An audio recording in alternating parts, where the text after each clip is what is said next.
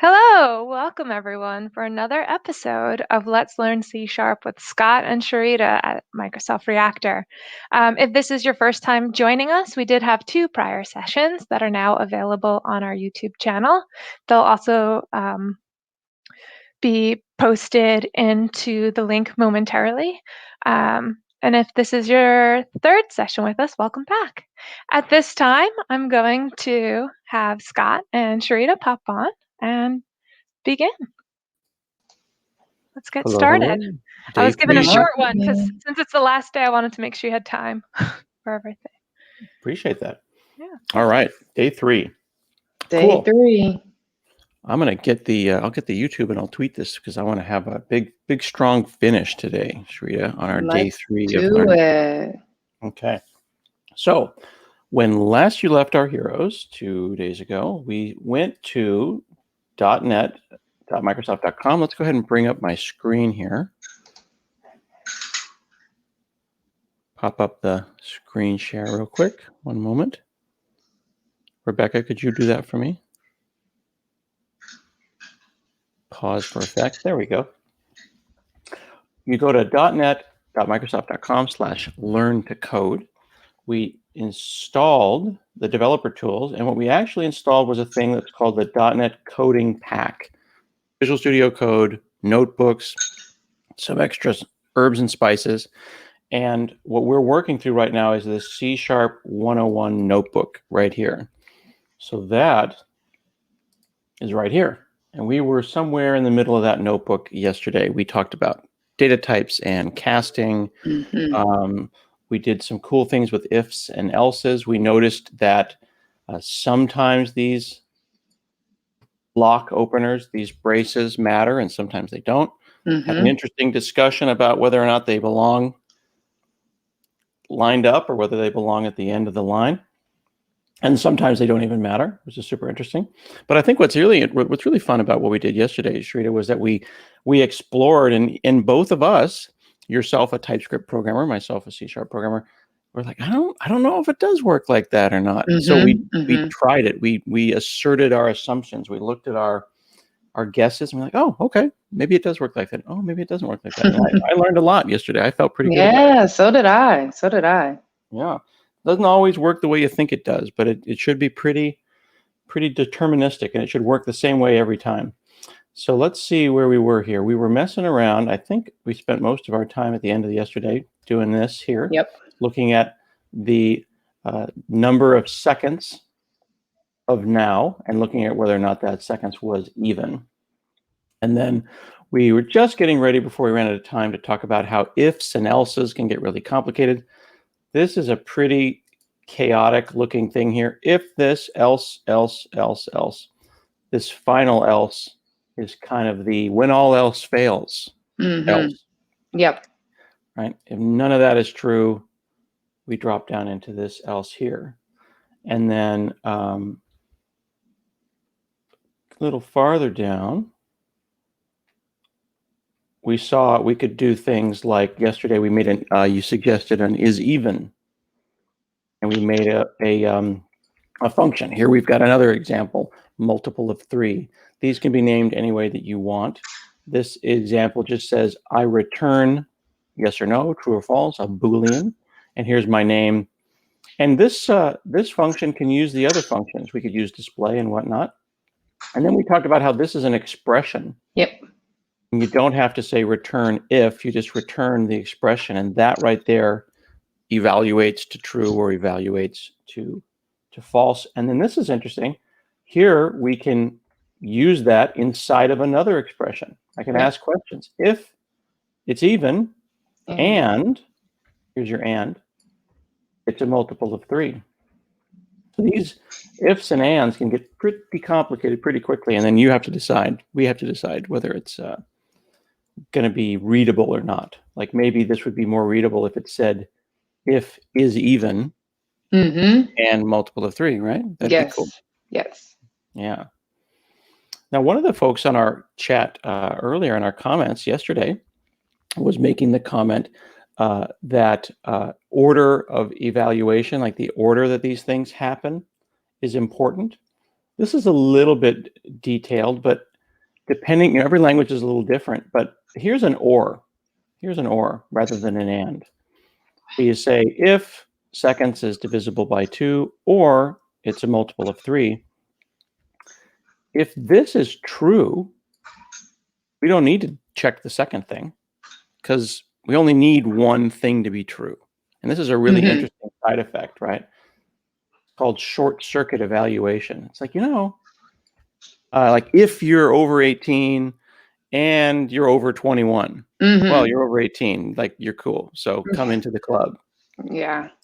If you're divisible by 2, we don't even bother looking at the second one here. So these ifs and ands can be really interesting. If you don't need the second one to be true, you short circuit and you're like, no, you're good. I saw your ID. Come into the club. Now, switch statements are very powerful, but a really great example of a thing that a lot of people get confused about. A lot of people don't like switch statements, and they get pretty hairy, and they can be abused. I'm sure you've probably inherited some code that you didn't write that had some switch statements that will make your eyes bleed. Many. Yeah. What is it about switch statements that people want to abuse them? I don't know. Maybe because it's the readability, maybe because there are more words versus. Yep. That's a good point. Yeah, they're not terse. They look like big old paragraphs, but somehow we keep finding ourselves into situations where it's like you have to scroll and it's like, wow, I have to fit. Look at this. Look how big that is. But Massive. I get what they're doing though, like how else could you make this cleaner? But it just sometimes switch statements are a lot. So with a switch statement here, we're going to say, what's the day of the week? Remember before we took seconds. Here we're going to take day of the week. And then we say switch, which day of the week? Is it the case that it's Monday? Do some stuff. And then break out. Now I have this song from the 80s, Break Out, in my head. If it's the case that it's Tuesday, do something and break out. If you don't have this break, if this break isn't here, then it'll fall. It'll keep going. It'll keep falling down. So you have to decide if you want to break out or not. It wouldn't be a big deal with these cases because it can't be Monday and Tuesday at the same time.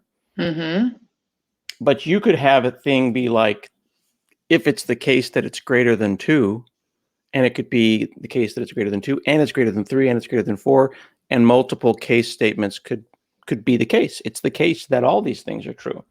So you got to be intentional about, are we going to break out of our case? And these indentations, the fact that it's kind of indented, it doesn't matter. Remember, we saw yesterday that the white space doesn't matter. But it's nice to be intentional about lining these things up. So people kind of like to make their switch statements kind of look like this. And it makes it a little easier to read. Yeah, for sure. It looks clean too. Yeah, it does look clean. Now, here's a nice one. Here's an example of exactly what I just talked about. What's going on here? Switch on the day of the week. If it's the case that any of these things are true, we got all these can all be, I need to work on my screen drawing. If it's the case that any of these are true, or the case that it's Friday before work ended, right? Here we're saying before, I think this means 16, so this must mean 4 o'clock, like 24-hour time. Okay, got it. That's what I'm thinking here. So it's before 4, then we're going to work. And this could be a big if statement, couldn't it? Right? If it's Monday, or it's Tuesday, or it's Wednesday, and that would be pretty ridiculous looking. It would look pretty hairy. So I think this is a good example of a switch statement that is clearer than an if, but it does the same thing. It does the same thing, right? Now, Terry Andre is asking, let's talk about the format of the case. That's a good question here. Let's look at that.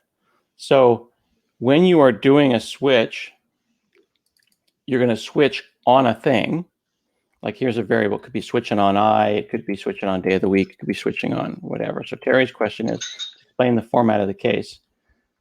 We've got a variable that we're going to like enter the switch statement, and it's going to decide, am I going to turn left? Am I going to turn right? Which of the cases are we going to look at? This here is the thing you want to check against. This can be another variable. It can be, in this case here, day of week is a variable that was already kind of hanging around waiting for us here. And we're just using that because day of week, we hover over the variable here, is actually a data type. Hang on, I'm going to sneeze. Oh, bless Oh you. my, excuse me. So day of week is a data type that we've never seen before. We've seen integers and we've seen strings, but day of week is what's called an enumeration because there's 7 days in the week. And day of week is a variable type. And it's not that this is special, our friends in the chat and Terry. This is just a data type here. So let's pretend that day of the week was a string. We're going to pretend it was a string. Then this would just say Monday, Tuesday, right? Then we'd be looking at this string and we check this. But let's say that day of week was an integer, like 1 for Monday and 2 for Tuesday. Then it would look like this. So the reason that it looks like this with this dot is just because day of the week is a thing. And we can actually go up here and we'll just make some space and I'll just type day of week and press dot and it's going to pop open. See? And that's the stuff that this enumeration, this enum, E-N-U-M, you can go and search for enum if you want. It has those things. So that's why that has that dot there. But that's not specific to cases. That's just how you would do things here. So it could be what any of those things. You could switch on any of those things. Okay? You wouldn't want to do this. You could go like this. You could say turn it into a string. And then here would be one Monday, right? But you don't. There's no reason to turn it into a string and then do a bunch of string comparisons. Good question. Thank you, Terry. See if I broke it. See if it's still working. Yep. Friday's almost here. So, for loops. For loops. This one right here, I would probably say when I learned programming back in the day, I stared at that. You probably don't do a lot of those in TypeScript, right? You do for each probably more, I would think, right? No, we still do them like this too. You still do them like this too? This has been like this forever. So C is a language that came before C#, right? And yeah. Before C++. It's like the Latin of C languages, right? It's the original. And they've been doing for loops like this for 50 years. And people get really stuck on these. And it might be worth kind of breaking this apart to make this real big and talk about this, because for loops can confuse a lot of folks. And I'm just going to make a little space here. We already know that the curly brace doesn't matter, so we just move that out of the way so we don't get stressed out. And here's the part that is the trick about for loops that no one talks about. They put it all on one line like this, but like philosophically, here's what's going on. No one ever breaks them up because you wouldn't do that because you want to, like you said, you like a nice clean line of code. That ternary operator we saw yesterday, I know you love that. There's a new variable called counter. We'll start out at 5. Here's the part that everybody goes south on. What's going on here is this is a implied if. It's an expression again. Yeah, that's the thing. You know what's up. Counter's 5. If it's the case that it's greater than 0, and if it's basically while it's still doing that, we'll keep going. Otherwise, break out. Yep. And then here we're saying counter equals counter minus 3. but we're doing it with that shorter deal right there. A lot of times we'll see something like this. Bar I equals 1, I is less than 5, and then they'll go I plus plus. Yep. Right, that's kind of the one we all learn on right there. And then we'll go display I. See if I broke it. There you go. There's our 1, 2, 3, 4. 1, 2, 3, 4. That's our I right here. Okay. Mm-hmm. I always get stuck here. You know, the old joke about programming is that there's somebody said that there's 3 things about programming that are hard. 3 things: naming stuff, Okay. and off by 1 errors. Okay. Yeah, I agree with that. 3 things: What's naming the stuff, thing? Uh-huh. and off by 1 errors. It's a programming joke. I'm off by 1. I counted 2 instead of 3. See, every programmer joke is a groaner. You know what's up. Every That's programmer joke hilarious. that's like That's a a good programmer one. dad joke. Yeah. But don't So because don't you always have a situation where like, okay, I'm going to show a number from 1 to 5. Cool. All right, let's go, everybody. 1, 2, 3, 4. And then you kind of like figure out it's off by 1. It's always, oh, I should have started at 0, or oh, I should have started at whatever. or make Let's it go equal from 0 to. to 5, right? 0 to 5. Okay. I'm going to delete this. We'll play that. 0, 1, 2, 3, 4. Boo. Okay, so then I got to figure out there's multiple ways to solve this. I can go like this, and then I could say, well, I want to go I less than or equals to 5. Mm-hmm. That'll get you Right. 5. Or, and then this is stylistic, it doesn't matter, less than 6. It's going to get you the same result. It's going to get you the same result. But I think that's pretty clear. That's, yeah, I like that too. Mm-hmm. But for the newbies, for our friends on the show here who are maybe just getting started, this is definitely where you're off by 1 error is going to happen. Whenever you're spinning through a million of something, oh, I did 1,000,001. Oh, I did 999,000. These are the problems that happen. Okay, but the thing to remember about for loops in C# or any C language, JavaScript, whatever, it's really doing this. It's breaking apart into 3: set up, ask the question, and then do the thing after you're done. Mm-hmm. Yep. Right. And this is our opportunity. This is our moment to stop. That's our moment to get out of there. All right. So for loops are great. For loops can get pretty hairy. Here's something that took me a while to figure out, because I just said that's our chance to get out, right? Mm-hmm. Unless I decide to bail and make my own exit. Yes. Remember that break we did in the switch statement? It's explicit. It's like, nope, I've got another case that I'm going to use, that I'm going to jump out. So I'm going to break explicit. I'm going to make my own exit. I don't care what's going on here. Something happened in the middle, and I want to get out. So right here, we've got a counter that's going to go forever. That's another thing that happens in programming, isn't it? You make a loop, and then it's like, I can't get out. It's going to happen forever. This will happen while this is greater than 0, which will be forever, because it's just going to keep getting bigger. So this person's going and saying, all right, if it's greater than 10, then I'll leave. They could have put that 10 up here, but they decided to make their own exit down here. Because you never know. Something might happen. Could be an error. Things could break, and you got to bail. But the result is still the same. Okay. Now, these are the loops. I love my Foreach loops. I just think it's easier to read. When Foreach loops came out, I just thought that Foreach was just the greatest thing ever, because this is where, when programming feels like language, like English, you know, for each name in array of names. I like that.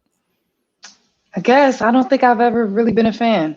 Really? Okay. Well, that's good. Let's compare. Maybe you can change my mind though right now. So I appreciate that. Well, this is where we have, different opinions, because yesterday we were talking about how the ternary operator, the ternary operators when you say like, if something true, false. Mm-hmm. And I was saying, I don't know, that feels weird. That feels weird. And Mm-hmm. you were like, oh, that's great. I love it. Everybody's got their own style, Terry's asking if we can put a display in the for loop and to check. Absolutely. Yes. So any of these loops, you can put in displays. You can put in, here's a display in the middle of a for loop. You can absolutely check on those things. When we see a little bit later, we can do interactive debugging where we can actually stop the program and put our finger on that and check. But yes, you can do whatever you want in the for loop. For loop can get really complicated. Now, for each loops, which we're still on the fence, Cherita's still on the fence about whether she likes this or not, can take something that is, and this is a weird long word, enumerable. I think that adults hear words like this and they think, oh, now we're talking about computer stuff. We're making a computer word. It's complicated. But when I told my kids this, because kids have like more plastic brains, it's like, they're like, oh, it's something to do with numbers. And it's like, yeah, it's countable stuff. You can enumerate them, count them in order.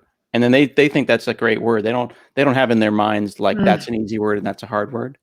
There's just all words, right? So enumerable, anything that can be enumerated, counted, can be for eached over. Yeah. So as long as the thing that's here can be looped over, I don't have to think about numbers. It'll just go over in order. Okay. So ARR in this case means array. And remember how we said before, it doesn't matter. It doesn't matter what you name these things. But someone decided that they wanted to name it ARR, whatever, so that later when they see it, they're like, oh yeah, that's an array. They could go like this. They could go like names. I like to do it like this. Look at this. This way you're actually using, you like that too? Yeah, I like that. Right. So you get singular and plural. Yep. It just feels right for each name and names, display names. That's when I think, nice programming kind of shines, you know what I mean? So let's put ourselves in here. Okay. So before we had said things like var something equals Scott. Here we're saying I'm going to make a new, out of nothing, a new string array. That right there made it an array. And an array is just a series of boxes. And you can say I want 9 of something or I want 1 of something. But if you leave it empty, you're saying I want as many as this is. It's like an open-ended. Give me a new string array, and here's the contents. And again, everything on one line, but you see when you open it up, it's kind of nicer to read, and you can even open it up even more. Totally up to you. Really important for folks on the chat, and I'd be interested if they're concerned about this. When you see stuff all on one line like this, I think it stresses people out. Nathan just joined. We absolutely have got all of this on the Reactor. And hopefully I'll be able to put these on my YouTube as well. So you'll be able to find these sessions in multiple places on a number of YouTubes. So we've got a new string array. When I see all of that, I got the brackets and the curlies and the commas and that stuff. It's not that stressful if you put it on multiple lines, absorb it, and then you're like, okay, I get what's going on here. Yeah. Now, see how we hover over name here. It's a string array, right? Right. This is where I think the var, and you have this, I think, you have var in TypeScript, right? Yes. That, right? Okay. So technically, this is what's happening. But the reason that var was made was that this, seeing it twice, I think is visually confusing. String array of names equals new string array. So var in this case says, you figure it out. So there was a lot of controversy when this came out. People were like, no, you got to be explicit. You got to be specific. But I think that looks way better. I agree. Yeah. If we go names dot, names has stuff like count. And these are array things. These are all array things. Is this a array with a certain length? Give me the min or the max, or order this array. All kinds of stuff can happen when you've got an array. And the fact that it is enumerable, it can be enumerated, means that I can for each over it. Now, let's try this. From for each, I want to just do this in two ways. I want to show you that it's the same way. Remember how we can do things like this, where we have strings, right? Mm-hmm. Or we can go like this, which I think is cooler. Where we did our string trick there. Works. See how I keep hitting play, make sure it works? Okay, let's do the same thing as a for loop. Same exact thing. For int. Now, this can be anything, I, X, Y, whatever, it doesn't matter. People usually freak out about, like, what should that be? So do you not want to use var instead, or? Oh, that's a good point. That's a good point, actually. Yeah, I could do that. I could do that. Because if I have this part, yeah, it'll figure it out. Good point. And let's hover and see. It probably will. Yep, you're right. There's no reason. I guess it's just because I've always done it that way. Int's always been int. But yeah, that's a good point. I never thought about that. That's because that's in, JavaScript, TypeScript. Yep, that's a great point. That's a great point. So we're going to start at 0, and we're going to go through our array of names. And I is going to go until names dot length is at the end. And then we'll go to the next number. We'll go I++. And we'll open up our brace. We'll go display. And then I'll just copy this whole thing here. And we'll say not from for each, we'll say from for. And then we don't have name lying around anymore. We're in the middle of something else. I have to go and say names. Go and get me from the names at I. Right? At I. Let's see if this works. From for each. From for. Nice. Does the same thing. But you gotta say. Yeah, I do, actually. It's just easier to read. Yeah, you're right. Maybe I have converted you to the for each. You're right. This is, it's more straightforward. Less work, less type. Yep. And here's the thing. Let's say I accidentally said less than or equal. Okay. Ah! Yeah. Right? This right here is a classic example, in my opinion, of where a newbie, our friends maybe who are watching are going to be like, I'm a bad person. I screwed up. I made a mistake. Don't worry about all this. You worry about that another day. Even this is aggressive. That's kind of enough information. It's a little not friendly. It could be more friendly. But you had an array, and it had bound. It had a start and an end. And you went outside the bounds. You colored outside the lines. This right here where it says index, I think it'd be nice if it said I, but I is an index because we have these buckets, names at 0, names at 1, names at 2. So the index is going into the array and saying, give me the third one or the first one. And this is the other funny thing about programming, and C# isn't unique in this respect. Have you ever heard someone say 0th? Get me the 0th item out of the array. I'm not sure. I don't think so. It's like the first, but it's not the first, right? Because it's got to be the 0th item. 0th, first, second. Yes, third. yes. Right. So this is a thing that also kind of confuses people that might be getting started. Names at I, the first one is at 0. Yes. And that's where we get our off by 1 errors, don't we? Yes. Yeah. So Terry says, can we do an array with someone inputting data? And, I think we can probably skip out here and let's go on to actually making an app. So we're going to leave our notebook for the first time and we're going to make an actual app, and we'll use Terry's question as an opportunity to actually take in some data. So for those of you who have been following along, or maybe you just joined, we went, of course, up here to .NET, Microsoft.com/learn-to-code. We got the developer tools, and we are currently working through the C# 101 notebook. I want to hear from you all in the comments here or on Twitter or anywhere in the feedback on the reactor here.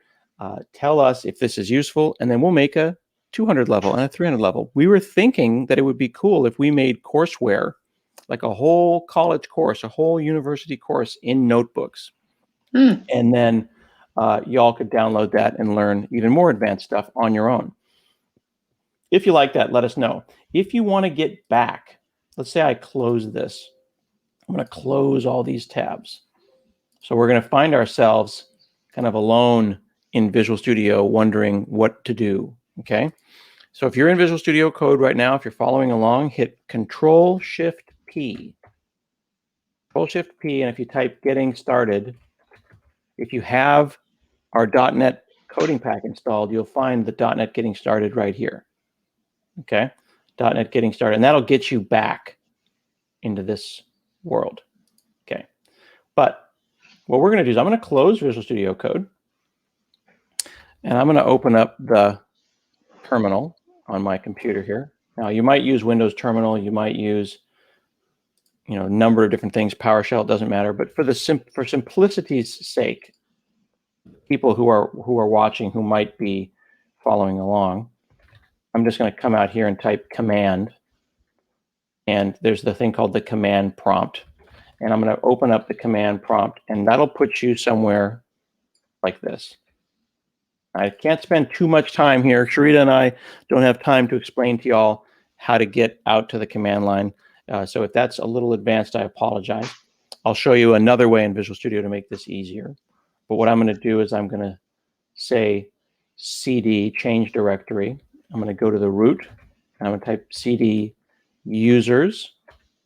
Then I know my name. Your name on your computer will be different. I'll go to my desktop, and I'm going to make a directory. Now there's a directory here for Cherita and I. You can make your directory if you want with your Windows Explorer, and you can make your directory. You can right-click and say, whatever. You can say new folder. It doesn't matter. But at the command line here, Scott and Cherita, I can type .NET. Now here's a little trick. If you use that coding pack, let me show you an even quicker way to get out to that terminal. So you're in Visual Studio. There's actually a button here, a menu that says Terminal. So for those of our friends that are in Visual Studio Code, say Terminal, New Terminal. Yours might look a little different than mine, okay? And now I'm going to go out to that Scott and Cherita folder. So the terminal here, that command prompt that I just did over here, I can do it inside Visual Studio Code, which is pretty cool, okay? So I'm in an empty folder here, and I'm going to say .NET New. Say .NET New. And these are all the things that you can make with a .NET application. I can make new tests and new Razor pages, which we'll talk about maybe in another video. And I can make React things and all kinds of stuff. I'm just going to say .NET New Console. .NET New Console. Console is what we're in right now, this kind of terminal thing here. So just to be clear, I said terminal, new terminal. I say .NET New Console. We'll hit enter. And I'm going to type dir for directory, and I can see suddenly what's going on here. Now I can click over here on the left in Visual Studio, and I can open that folder, and we can look at that code. So Visual Studio Code now is going to open that up. You also see that there's an open folder right here. Okay. So this is different than what we've been doing before, because now we've got our program.cs in a file. We're not in a notebook anymore. We're actually looking at code the way people usually do it. You might get a notification here that says, hey, do you want to like build this? Are we doing this? You can say yes. You can totally say yes.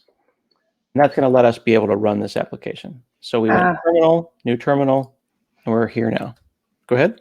Yeah, I was just going to say, I know that was probably a lot for our It's a audience lot. to take I know we just in went at one time, and we jump right in. it's like magic that just happened. So maybe if we can make sure everyone's kind of caught up and on the same That's a page. good point. So here's the deal. Great point. Thank you for the check, Cherita. So let's go back here, and we made a Scott and Cherita folder. Here is our Explorer. If you're on a Mac, you'll be using the Finder. I made a folder on my desktop. I named it whatever made me happy. And I needed to create a bunch of files. I could make them all myself, but the .NET program, the .NET command line can make them for me. So I can make these files a couple of different ways. If I go out to my terminal, new terminal, and I type .NET, it'll pop up and it'll say, hey, I can do that. You know, I can do stuff. There's like help. So I can say .NET -H, and that will display help. You want to know what version you have, you can say .NET -- version. Okay, there's version 5. We're in .NET 5. But what I did is I said .NET new that we saw before. And .NET new, I'm just going to make the terminal a little bigger here, shows you all the different, oops, let's make that a little bigger, all the different things I could make. These are templates. These are apps, basically. Look at this. I could make this Windows app. Here's, I can make a Windows Forms app. We can do one of those real quick before we're done. This can be confusing. This is where things go crazy, because it's like, look, like you did React.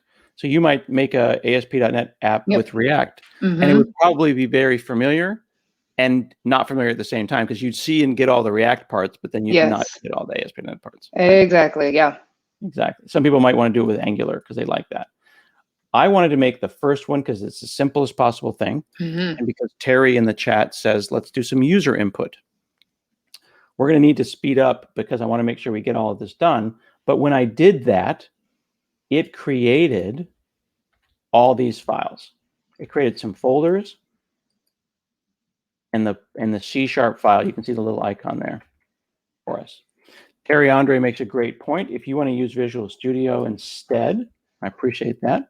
There's a GUI, right, a graphical user interface. So Visual Studio 2019, I can go and say create new project. This is a different Visual Studio. And I could go and pick console application. This is a great point that Terry's bringing up, because it's the same thing. It's stick shift versus automatic. So here's the Terry console, okay? And we'll set next. It's .NET 5, hit create. It's going to chew, you know, if you can imagine your hard drive doing some stuff here, making some noise. And then it's going to bring up a very suspiciously similar looking program. Same kind of stuff. See over here? We got a bunch of files. So I chose to do it in Visual Studio Code, driving stick shift. I wanted to see how it was done. Nothing wrong with that. Terry makes the great point that I just want the thing. I don't care where it goes, whatever. We'll worry about that later. Let's get me going quicker. He wants to drive automatic. This is the difference between the code editor, that is Visual Studio Code, and the integrated development environment, the IDE. It's got more bells and whistles, right? It's a great point. But when you say make a new thing here in Visual Studio, it's just doing the same thing. It's just hiding it from us. Yep. Which I think is cool. Good point. Thank you for reminding me not to go too fast, Rita. So I'm going to open that up, programs.cs. Remember at the very beginning of day one, I was like, ignore all that. And we were like, yeah, they're going to make us ignore all that. We've been in notebooks. We've been chilling doing this. Here's a bunch of stuff that we have to think about. And we don't have too much time because we can show folks the advanced classes and places that they can learn these things. But all this time, you and I have been saying system.console.writeline, and we didn't know it. Okay. The reason that we didn't have to keep saying system over and over and over again is because we said we're using system. We're using system. We can use all kinds of systems. We use all kind of stuff, right? So that's a shorthand that means I don't have to say system all the time. Okay, that's what that's for. System is a namespace. It's a space to make room for names, and the name that Microsoft picked was system. We can make our own namespace. So this thing that we're doing here, this class that we named program, we can call it whatever we want, my program. This is actually Scott and Cherita dot my program. Remember all those dots that we were doing? This dot this dot this. And this is the dot main function. My namespace, my program, and my function. So if someone were gonna use Scott and Cherita, they'd say using Scott and Cherita, and they'd use our thing. So that's the relationship between this and this. Right? So we named it, doesn't matter. This part here is the one magic thing that you just have to accept. It's an entry point. I don't actually know how this works in TypeScript. I don't think really anybody knows, right? Somewhere it's buried. You run a TypeScript program. You said you do React? Yes. Yep. You run TSC, or what do you run to? TSX. TSX. Okay. So that has to go and jump into your TypeScript program and find an entry point. It's got to start. Where's the front door? I mean, do you have to name it main, or does it just run anything? It's magic. I don't know. It's getting deep in there. Yeah, exactly. And you don't worry about it. So here, a C# program has to have a method called main. That's because it's the entry point. A house has a front door. The way that we know our front door is here. It's called main. And it can take an array. We can pass in input. Doesn't have to. We can get rid of that if we want to. It doesn't return anything. It doesn't return a Boolean. It just returns nothing. And the void is nothing. The world, the space is a void, and it's filled with nothing. So if you're returning nothing, you return void. You could return an integer, like a yes or a no or whatever, but we're going to return nothing. And then static is going to be a little bit outside the scope of what we're doing here, but static means, unmoving, unchanging. Static technically means I don't need to make a new my program in order to call this. It's just there all the time without anyone having to make one. So we have a namespace, we named our own, we named our program, our class, and then we made a front door. And all of that was hidden from us. Back over in notebook land. Here now, I can click on the little play button with the bug to run or debug my application. So if we hit the play button, and there's a thing up here that says .NET Core Launch, we're going to launch this. We're going to hit play. It's going to go and run the app. I'm going to do a bunch of scary things here.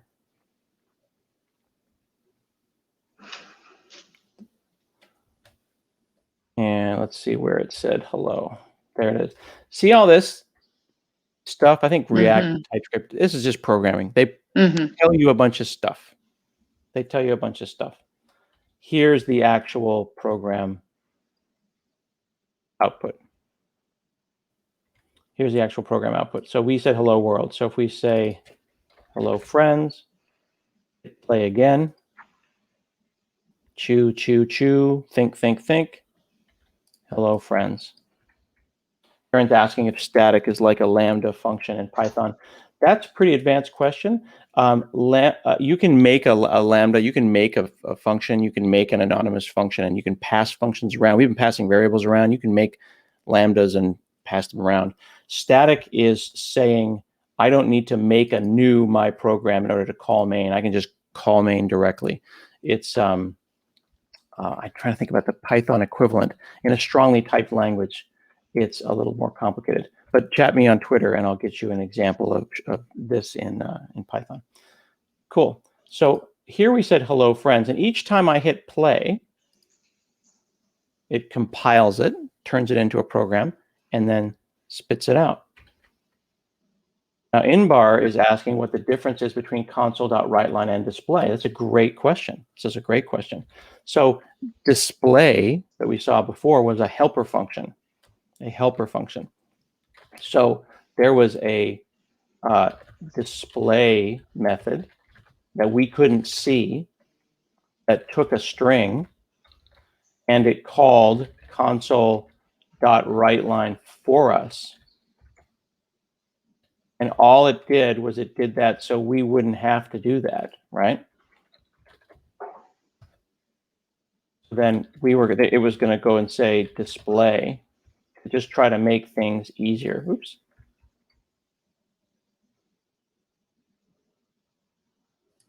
See if this is going to get mad here. And I see I was going to give me an error here, right? Not all code paths return. Actually, this doesn't need to return a, oops, there we go. So I made a function called display. So now my application does the same thing. It still says hello friends. Instead of me saying console.WriteLine, I said display. This function here, this helper function, look at this. Look at this here. You see how there's like a little arrow here? Yes. I do this psychologically in big, long applications when they stress me out. Because it's like, I can't deal with whatever's going on here. Yeah, I recently started using that more. Really? It's nice. It's like, I can't right now. So this is the I can't even button, right? Now, Jay Brennan is saying, can you hide all of that to the output is more visible? That is part of how Visual Studio Code is doing things. And I could get into the details of how it launches. If you go into here, there's a thing called launch.json that describes how it's going to go and launch this. And I believe there's a way to go and say, tell me less. Tell me less. The way that I do it when I'm doing this kind of work is I go out to the terminal myself. See, I go out to the terminal myself and I type .NET run. .NET run. Remember how we said .NET new to make one of these? I just said .NET run in there. I don't have to output anything. So to Jay's point, you can do that. So I can just leave the terminal down here. We can just keep doing that. So now our original question, Terry was saying, how do we get input? We've been saying console.WriteLine. I bet you we can read line. Okay. String user input equals console.readline. Display user input. That looks pretty clean. Yep. Yeah, like that. Yep. Let's see if that works, right? So now I'm going to say .NET run again. I'm down here in the terminal. I'm going to say .NET run. Oops. So this is a good one. What do we think we forgot to do, my friends? Save. Yep. Thank you. Cherita got it. This little dot right here is saying you got to save. It's a dirty flag. It says this is dirty. I need to hit save. So I'm going to go File, Save, or I'll just press Control S. So yeah, you could hit Auto Save, and it would just save automatically if you want to. So I'll just have to hit Save. Good catch. .NET Run. What's happening? It's just waiting. It's thinking. It's thinking. It's waiting for me to type anything. Because why is it the last black? Oh, I wait for the little cursor to flash. Yeah, you would wait for the cursor to flash, but I actually changed my cursor to not flash. Oh, okay. Right? But this is a great example where, let me go ahead and stop this. I probably should say something like, what's your name? Yeah. Right? Then do the read line and then keep going. Okay? Yeah. So I'll hit save. This. What's your name? Nice. And Cherita. Enter. Hello. Look at that. Now we're cooking with gas. Cool. So at this point, if I wanted to, I'm going to try a little thing here because I think Terry made the point about Visual Studio 2019 of having a GUI. So I'm going to take all of this code. I'm going to hit Control A. Control A is select all, and then Control C. So I'm literally just saying select all, and then I'm saying copy. So now it's in my clipboard. Okay. Switch back over to Visual Studio, the Terry console.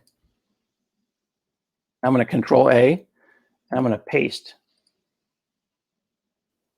So now we're over in another program, another app. We're using the IDE here. And now I can run my app like this. So let's hit that button, and it's going to start to build my app. Here it is. Enter, and then it's done. So it's a different way to do that debug experience. In this case, it popped up a window here. It popped up this window, and that window jumped out of here. Okay. Now one thing that you can do in both Visual Studio and Visual Studio Code that we haven't talked too much about, but we'll as we get towards the end here, we'll send people to some other videos, is you can do what's called a breakpoint. You can click over here in the what's called the gutter, this line along the side here. You can click in the gutter in the margins, and it makes a little red dot there. I can also, if I want, say breakpoint, I can insert a breakpoint. There's a hotkey for it. And a breakpoint means stop here. I don't know how often TypeScript people do this kind of stuff, interactive debugging. It's more of a C#. Oh, no, we use it all the time. Do you really? And in the developer tools. Yeah. Okay. So some people, I won't make any generalizations, different languages, they are more like outputting console.log, got here. Got here. Other people do interactive debugging. It's a cultural decision. Doesn't matter. But having interactive debugging is a really nice thing that you can do. So I'm going to say stop. We'll stop on line 11. We'll run this app. Hey, I'm debugging. Enter. The app stops. It freezes. And we are now stuck. See the little arrow? We're stuck on line 11. And just like we were hovering, just hovering the mouse over these variables, I can see I'm debugging. And check this out. See the little pin? Nobody ever clicks the little pin. It's a little Post-it note. And you can leave yourself notes. This should be the variable I use, or whatever. And you can keep these little notes around. And then if you open this up, sometimes those strings have like other data in it. And I might want to look at it like it's JavaScript, or I might want to look at it like HTML. So now I can see that variable change. So then I can continue on my way. I'm going to hit continue up here. All right, let's do that again. Hit play. What's your name? Reactor. Enter. See how it just turned red? It changed to Reactor. And put the breakpoint here. We'll do it all over again. This is the thing that's great about debugging. You want to just do it and try it, do it and try it. So, look at this. Right now, before I enter my name, it's null. It's nothing. Yeah. What's your name? Fred.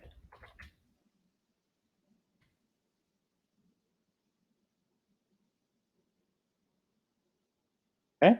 So that experience, that debug, make a change, debug, make a change, you want to just find out what works for you. Yeah. Some people like using Visual Studio. You can download that at visualstudio.com, visualstudio.com/free. And you can get the Mac version. You can get the Windows version. They're all free.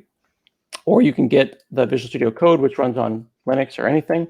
I like to kind of bounce between them. If you go to .net.microsoft.com/learn-to-code, that's where you get the coding pack. That gives you Visual Studio Code and .net, because they're two separate installs, and interactive notebooks, and the starter notebook. That's what we were doing. Last thing I want to show, because this is where I think things get really interesting. If you want to get into coding, you go to like File, New Project here in Visual Studio, and maybe we can go and make a Windows app. You can make Android apps. You can make Windows Forms app. You can do all kinds of stuff. We'll make a different kind of app. C# is great because it can do really any of these things. Windows Forms is a kind of an older style that people like to use. WPF is a thing. React, to your point, is a web technology that folks can use. That is pretty cool. So we're going to create this just really quick, a Hello World Windows app here as we get to the end.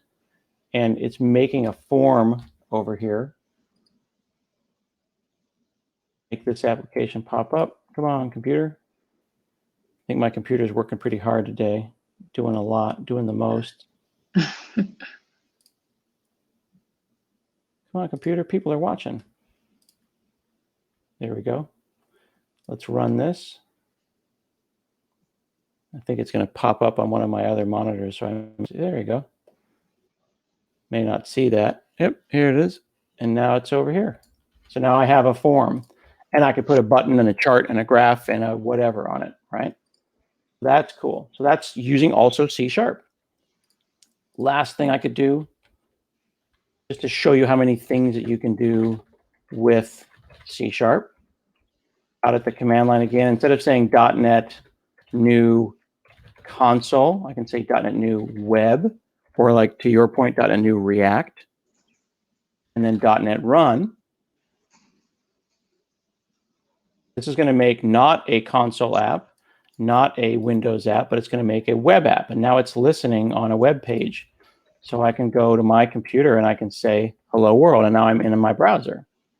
So C# is letting me do all these things, which is super cool. And if you go and take a look at the .NET web page, you can make web apps, Android apps, iOS apps, desktop apps. You can make games. A lot of Xbox games are written in C#, which is super cool. But if you click on Learn, we've got this series. Not the series we're in right now, the .NET 101 video series. Check this out. We've got 19 parts on how to do C#. We've got our friends talking about doing more complicated things like APIs. Sweeky here, she talks about using a Raspberry Pi, like a little tiny computer in C#, which is cool. You want an introduction to Visual Studio? Kendra will go through that. We're always updating these things. Visual Studio for Mac, making games, lots and lots of resources available to folks. And you can also, if you want, do an in-browser tutorial. And then if you go to Microsoft Learn, you can go in here and you can see the different products. You can talk about what what you do and what your job is. And one of the products is .NET. So here we can also learn C# in the browser, kind of like using notebooks, except we do it in the browser. So many ways to learn. Visual Studio Code, the education pack. Want to make sure that everybody has fun.